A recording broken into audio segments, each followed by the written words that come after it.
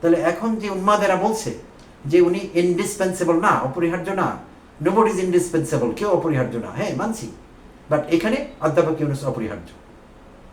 কারণ আমরা ভারতের সঙ্গে লড়ছি, ভারতের সঙ্গে আমাদের একটি ছায়াযুদ্ধ চলছে। এটি ছায়াযুদ্ধের চাইতে বেশি কিছু, বাট আমি ওখানেই সীমিত থাকতে চাচ্ছি।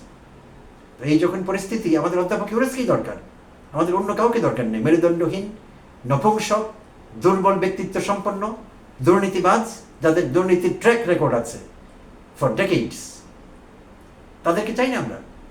এরকম স্বচ্ছ ইমেজের, যোগ্যতা সম্পন্ন, আন্তর্জাতিক খ্যাতি সম্পন্ন, আন্তর্জাতিক বড় ইম্প্যাক্ট ফ্যাক্টর, এরকম একটি লোককে আমরা চেয়েছি এবং আমরা পেয়েছি।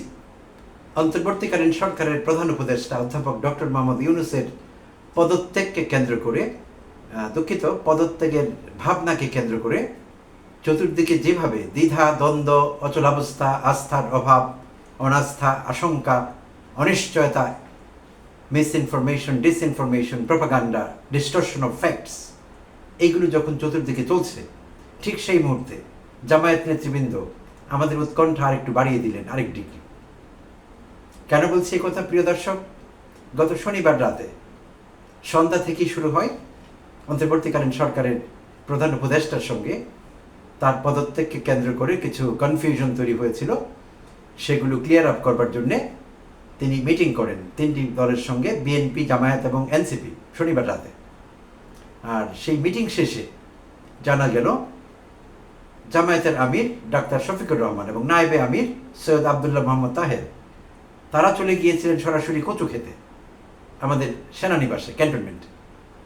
আর কচু খেতে গিয়ে তারা মিটিং করেছেন সেনাপ্রধান জেনারেল ওয়াকারুজ্জামানের সঙ্গে। তো এইটি বেশ চাঞ্চল্যের সৃষ্টি করেছে সব মহলে। হঠাৎ করে এবং অন্তর্বর্তীকালীন সরকারের প্রধান উপদেষ্টার সঙ্গে মিটিংয়ের পর তারা কচু খেতে চলে গেলেন। তো এই যখন অবস্থা, তখন স্বাভাবিক গণমনে প্রশ্ন দেখা দিয়েছে, দ্বিধা, দ্বন্দ্ব, নতুন করে উৎকণ্ঠা তৈরি হয়েছে, বিষয়টি কি আসলে। আর হতেই পারে তারা হয়তো সরলভাবেই গিয়েছেন, সবাই তো সরলভাবে বিষয়টিকে নেবে না। আর তারা যেতেই পারেন দোয়া নেওয়ার জন্য সেনাবাহিনী প্রধানের কাছে। তিনি একজন কামেল লোক, এই কথা ইতিমধ্যে আমরা সকলেই জেনে ফেলেছি। তিনি কয়েকদিন আগে ইমামতি করে নামাজে বেশ প্রশংসা কুড়িয়েছিলেন। সো তার কামেলিয়াতের আরও অনেক তথ্য আমাদের কাছে বিভিন্ন মাধ্যমে আসে মাঝে মধ্যে। তো হতেই পারে তিনি একজন কামেল লোক, পরহেজগার মানুষ, তার কাছে দোয়া নিতে যে কেউ যেতেই পারে। বাট এই বিরাজমান পরিস্থিতিতে লোকেরা একটু সন্দেহের চোখে দেখছে বিষয়টি, ঠিক ভালো চোখে দেখছে না অন্যভাবে বলতে গেলে।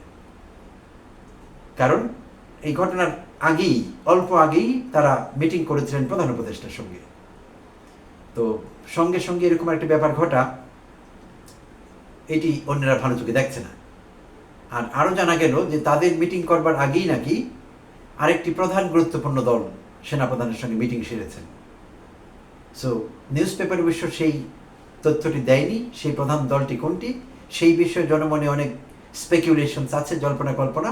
তারা তাদের মতো করে ধরে নিয়েছে গুরুত্বপূর্ণ প্রধান দল কোনটি হতে পারে।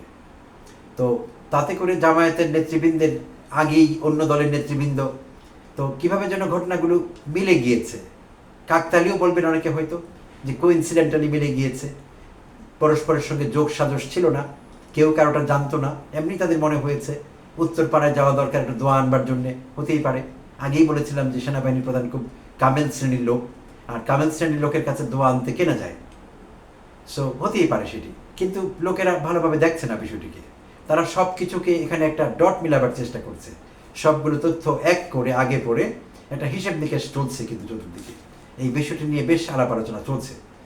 তো এখন কথা হলো, তো এই যে দোয়া আনতে যাওয়া, সাংবাদিকরা প্রশ্ন করেছিলেন যে কি ধরনের মিটিং হলো, কি হলো। তো তারা বলেছেন যে এটি সৌজন্য সাক্ষাৎ। সৈয়দ আবদুল্লাহ মোহাম্মদ তাহের বলেছেন, নায়েবে আমির, যে এটি সৌজন্য সাক্ষাৎ ছিল, কোনো মিটিং ছিল না। আর সেখানে আমরা অনানুষ্ঠানিক কিছু কথাবার্তা বলেছি। আর আমরা চেষ্টা করছি বেশ কিছুদিন থেকেই প্রধান উপদেষ্টার সঙ্গে বা অন্তর্বর্তীকালীন সরকারের সঙ্গে সেনাবাহিনীর যে দূরত্ব তৈরি হয়েছে, সেখানে একটি সমন্বয়, সমঝোতা ঘটুক। জামায়াত আন্তরিকভাবে চেষ্টা করছে, সেই চেষ্টার অংশ হিসেবে আমরা আজ সেনাবাহিনী প্রধানের সঙ্গে দেখা করেছি, অনানুষ্ঠানিকভাবে কিছু কথা বলেছি, এবং আমরা এই দূরত্বটি সরকারের সঙ্গে সেনাবাহিনীর বা সেনাবাহিনীর প্রধানের দূরত্বটি গোছাবার জন্য আমরা কাজ করেছি। এটি ছিল আমাদের উদ্দেশ্য। তো এখন কথা হলো, আমরা বিষয়টিকে কিভাবে দেখছি? প্রিয় দর্শক, যেই পরিস্থিতির কথা বললাম, চতুর্দিকে উৎকণ্ঠা, উদ্বেগ, অনাস্থা, অবিশ্বাস একে অপরের প্রতি, এই যখন পরিস্থিতি, তখন এইভাবে সরাসরি ক্যান্টনমেন্টে চলে যাওয়া হুট করে এবং সমঝোতা সমন্বয়ের চেষ্টা করা, সবাই কি এইভাবে দেখছে বিষয়টি? কেউ কেউ তো এমনও বলছে যে এটি আর কিছুই না, অন্তর্বর্তীকালীন সরকারকে বার্তা দেওয়া যে আমাদের সেনাবাহিনীর প্রধানের প্রতি লয়্যালটি আছে, সেই লয়্যালটি শো করতে উত্তরপাড়ায় যাওয়া কিংবা কচু খেতে যাওয়া, এইভাবেও দেখছে অনেকে বিষয়টি। তো যেহেতু জামায়াতের বিষয়টি সরাসরি চলে এসেছে আলোচনায়, অন্যদেরটি সেভাবে আসেনি, নিউজ পেপার সেভাবে বলেনি, কোন দল সেটির নাম নেয়নি, যদিও অন্যরা স্পেকুলেট করছে, বাট আমরা বুঝেও ফেলেছি কাদের কথা বলা হয়েছে। তাহলে এই দুই দল বা দুই দলের নেতৃবৃন্দ যদি তারা এটিও বলেন যে আমরা সমন্বয় সমঝোতার জন্যই গিয়েছিলাম, মানুষ তো সেভাবে নেবে না বিষয়টিকে, মানুষ তো সন্দেহের চোখে দেখছে। এবং নিশ্চয়ই এই কথা জনমনে ভেসে উঠেছে যে নিশ্চয়ই এখানে অন্য কোনো উদ্দেশ্য আছে। ওই আগের যে দলটির কথা বলা হয়েছে, জামায়াতের আগে যে গুরুত্বপূর্ণ প্রধান দলটি বা দলের নেতৃবৃন্দ সেনাবাহিনী প্রধানের সঙ্গে দেখা করেছেন, তারাও তাদের লয়্যালটি শো করবার জন্য সেখানে গিয়েছে, এই কথাও তো উঠতে পারে। এবং কেউ কেউ বলছেও এমনটি যে দুই দলই আসলে তাদের যোগ সাজস ছিল একে অপরের সঙ্গে, এবং এই মিটিং করার পর তারা ইচ্ছাকৃতভাবে এটি করেছে সরকারকে বার্তা দেওয়ার জন্য যে আমাদের সেনাবাহিনীর প্রধানের সঙ্গে যোগাযোগ আছে, আমরা আরেকটি নেক্সাস মেনটেন করছি। সো আমাদের উপর চাপ সৃষ্টি করে, সাইকোলজিক্যাল চাপ, যেহেতু অন্তর্বর্তীকালীন সরকারের প্রধান উপদেষ্টা পদত্যাগ করবার ভাবনার কথা শেয়ার করেছিলেন কারোর সঙ্গে, এবং সেটি চাউর হয়ে গিয়েছিল।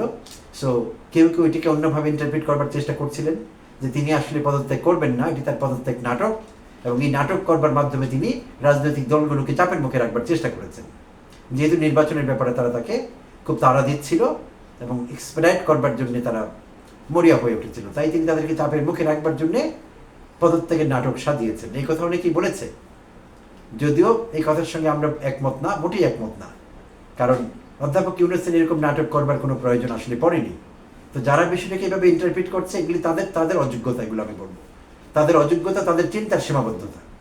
কারণ তারা অধ্যাপক ইউনূসকে মাপতেই পারেননি, তিনি কোন মাপের লোক, তার এরকম একটি সস্তা নাটক করবার দরকার আছে কিনা তারা এরকম ভেবেছেন, কিন্তু মোটেই বিষয়টি এরকম না।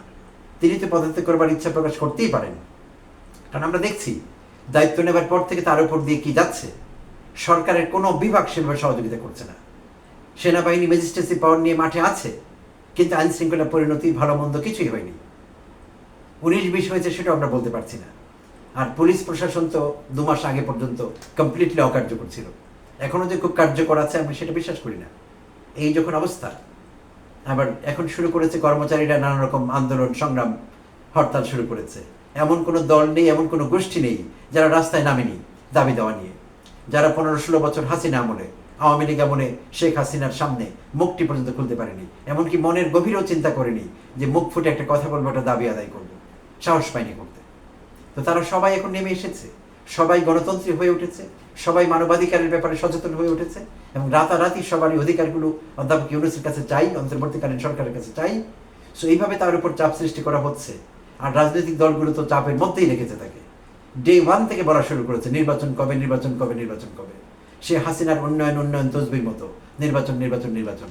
তো এই নানামুখী চাপে প্রধান উপদেষ্টা তো পদত্যাগ করতে চাইতেই পারেন। তাহলে এই বিষয়গুলোকে যারা বলছেন যে তার নাটক, তাদের নাটক হতে পারে, তারা অতটা সস্তা মানুষ হতে পারে, কিন্তু অধ্যাপক ইউনূস এরকম সস্তা মানুষ নন। সো আমি অন্তত বিশ্বাস করি না ব্যক্তিগতভাবে যে এটি তার কোনো নাটক ছিল, এটি তার কোনো ইচ্ছেই ছিল। বিরক্ত হয়ে পরিস্থিতির উপর হতাশা থেকে তিনি এমন কথা বলেছেন। পরবর্তীতে অন্যরা যখন তাকে অনুরোধ করেছে, রাজনৈতিক দলগুলো, এখন তারা বাইরে যে কথাই বলুক না কেন, তারা তো মিটিংয়ে সেখানে বলে এসেছে, তাকে অনুরোধ করে এসেছে অফিসিয়ালি, তাকে রিকোয়েস্ট করা হয়েছে আপনি থাকবেন, আপনার নেতৃত্বের উপর আমরা আস্থাশীল, আপনি সরকার চালাবেন এবং আপনি যথাসময়ে নির্বাচন দেবেন, সব কিছু করবেন, আমরা সেটি বিশ্বাস করি, এবং আপনার পদত্যাগ আমরা কখনো চাইনি। এই কথা তারা বলে এসেছে সবকটি রাজনৈতিক দল। শনিবারের 3টি এবং পরের দিন অনেক ছোট ছোট রাজনৈতিক দল তাদের নেতৃবৃন্দ দেখা করে এই কথাই তারা বলেছে। তারা আস্থা পুনর্ব্যক্ত করেছে অন্তর্বর্তীকালীন সরকারের উপর তথা অধ্যাপক ইউনূসের নেতৃত্বের উপর। সো তারা এখন ডানে বামে আনঅফিসিয়ালি এখানে সেখানে যা ইচ্ছে তাই বললেও সেটি আসলে হচ্ছে না, সেটিকে নেওয়া যাবে না। তারা অফিসিয়ালি যে কথা বলে এসেছে আমরা সেটিকে নিচ্ছি। তাদের যদি অত হেডাম থাকতো তারা বলেই দিতে পারতো, হ্যাঁ ঠিক আছে আপনি পদত্যাগ করতে চেয়েছেন করুন, আমরা অন্য কাউকে নিয়ে আসবো। যদিও 2-1 জন পাগল উন্মাদ শ্রেণীর লোক তাদের দলের এই কথা বলেছে যে আপনার কোনো বিকল্প নাই, এরকম না, কেউ অপরিহার্য না, তারা সেই গতানুগতিক ডায়লগ দিয়েছে। বাট কখনো কখনো এরকম হয় পৃথিবীতে, অনেক দেশে স্থানকাল পাত্রভেদে এরকম হয়েছে, আসলে কোনো অল্টারনেটিভ কারো পাওয়া যায়নি, এরকম হয়েছে। এই ক্ষেত্রে আমরা মনে করি তার অল্টারনেটিভ পাওয়া যাবে না এই মুহূর্তে, পাওয়ার কোনো সুযোগ নেই। বিকল্প একটি নাম তো তখন আসেনি। যখন অধ্যাপক ইউনূসের নাম এসেছিল, খুব জোরালোভাবে বিকল্প আরেকটি নাম এসেছে, এরকম তো কখনো আমরা শুনিনি। দেশবাসী জানে না এরকম কিছু। তাহলে এখন যে উন্মাদেরা বলছে যে উনি ইনডিসপেন্সেবল না, অপরিহার্য না, নোবডি ইজ ইনডিসপেন্সেবল, কেউ অপরিহার্য না, হ্যাঁ মানছি, বাট এখানে অধ্যাপক ইউনূস অপরিহার্য। কারণ আমরা ভারতের সঙ্গে লড়ছি, ভারতের সঙ্গে আমাদের একটি ছায়াযুদ্ধ চলছে। এটি ছায়াযুদ্ধের চাইতে বেশি কিছু, বাট আমি ওখানেই সীমিত থাকতে চাচ্ছি।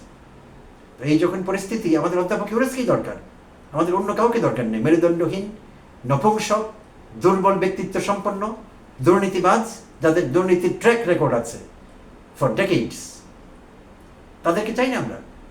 এরকম স্বচ্ছ ইমেজের, যোগ্যতা সম্পন্ন, আন্তর্জাতিক খ্যাতি সম্পন্ন, আন্তর্জাতিক বড় ইম্প্যাক্ট ফ্যাক্টর, এরকম একটি লোককে আমরা চেয়েছি এবং আমরা পেয়েছি। সো আমি মনে করি তাকে দুর্বল করবার, তার সরকারকে ডিস্টেবিলাইজ করবার জন্য আগাগোড়া শুরু থেকে যেই ষড়যন্ত্র চলে এসছে, এখনো চলছে, এই ষড়যন্ত্রের একটি অংশ জামায়াত নেতৃবৃন্দের সেনাবাহিনীর প্রধানের সঙ্গে দেখা করা, এবং আরেকটি দলের নাম যেটা আমরা জানিনি, স্পেকুলেট করছি, সেই দলের নেতৃবৃন্দের প্রধান উপদেষ্টার সঙ্গে মিটিংয়ের অব্যবহিত পরে গিয়ে এই মিটিং করা সেনাবাহিনী প্রধানের সঙ্গে সেই বার্তাই দিচ্ছে। এখানে আমরা কোনো সৎ উদ্দেশ্য দেখছি না। আমরা আশা করছি জামায়াত বিষয়টি ব্যাখ্যা করবে, কেন জামায়াত সেখানে গিয়েছিল। যদিও সাংবাদিকদের দু একটা কথা তারা বলেছে, কিন্তু আমরা সেই কথা আশ্বস্ত না। জামায়াতকে বিষয়টি পরিষ্কার করতে হবে, আর যেই দলের নাম আসেনি তারাই জানে তারা কি করবে। বাট আমরা জনগণ হিসেবে এই বিষয়টিকে ভালো চোখে দেখছি না, আমরা তাদেরকে যথেষ্ট সন্দেহ চোখে দেখছি। প্রিয় দর্শক, ভালো থাকবেন, কথা হবে অন্য কোনো ভিডিওতে।